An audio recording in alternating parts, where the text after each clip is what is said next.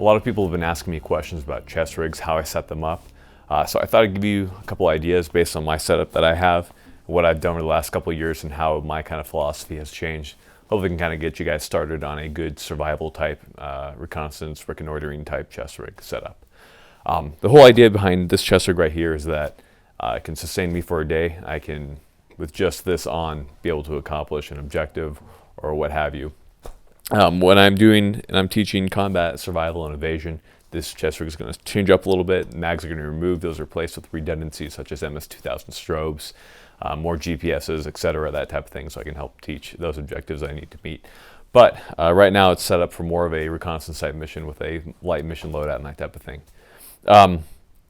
First thing I want to mention with chest rigs, I like to wear them up high. I see a lot of guys wearing them very low.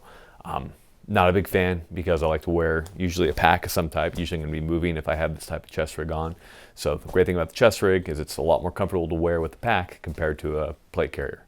So I wear these up pretty high. There's two types of plate carriers that you're going to see out there, guys.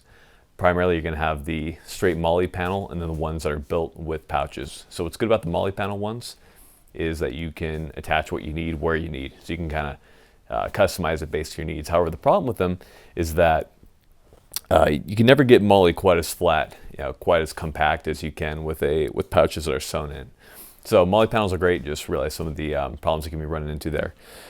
With these ones that are designed and have the pouch sewn in certain places, obviously you can't reconfigure this. Also, the problem with having something like this is if you have a pouch and you really don't need it there, then you end up just either not using it, it's kind of just flopping around, or you end up putting something in there that you don't need because you just want to have it filled, and then you're carrying too much crap on your chest and you don't want to do that. So there's good and there's bad when it comes to these pre-built chest rigs. In this case, I have the Mayflower Gen 4.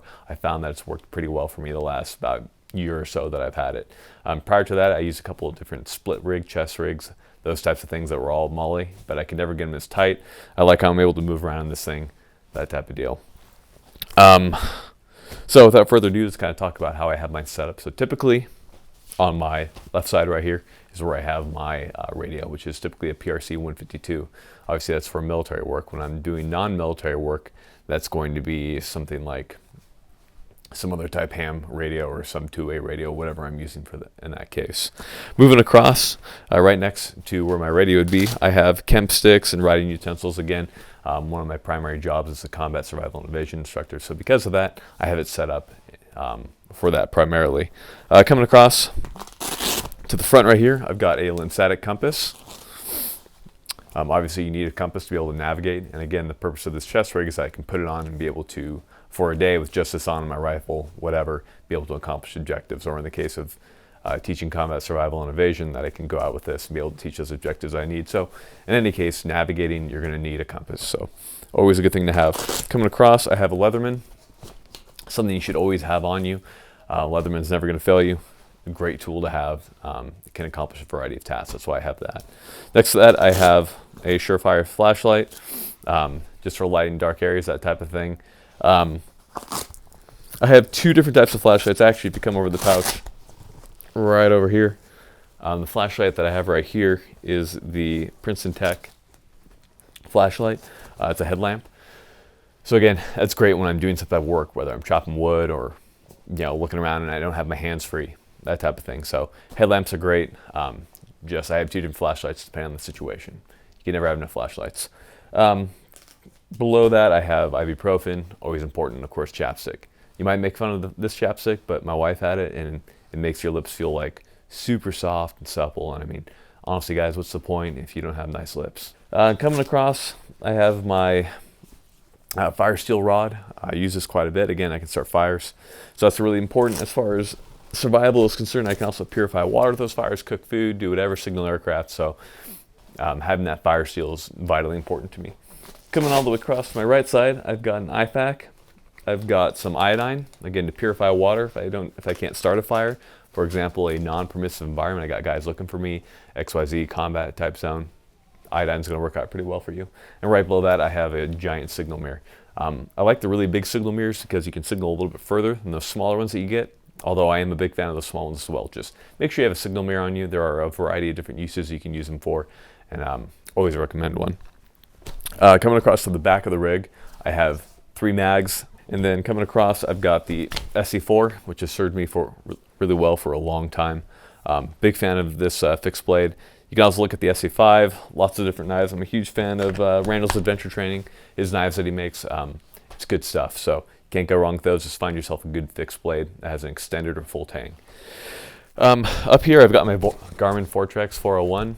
Typically, I'm wearing that on my wrist right here. But again, if I don't want a bunch of crap up here, I just have it mounted on my chest rig. That way, I always have it with me. And you know, as I'm moving, I can go ahead and transfer that off to my wrist, work with it at that point. But again, the point of this chest rig is fight light, right? It's a nice, light chest rig so I can get what I need to done. What goes along with that too is being able to wear a pack with it. So I've got the EXO Mountain Pack 3500 right here.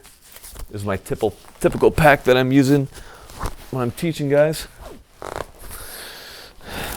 So what's nice about it is I have my rig set up to where it's not a problem to wear the chest rig with it.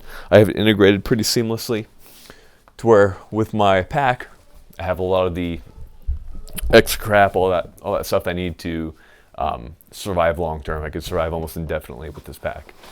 But you know, I can drop it and go lighter with this chest rig, so it's just another option here.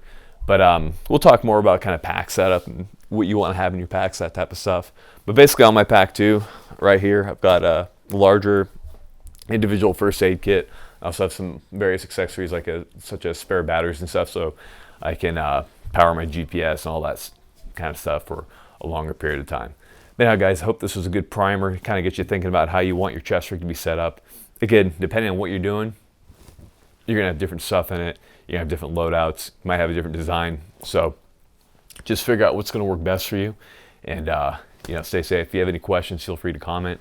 Thank you. Tune in again.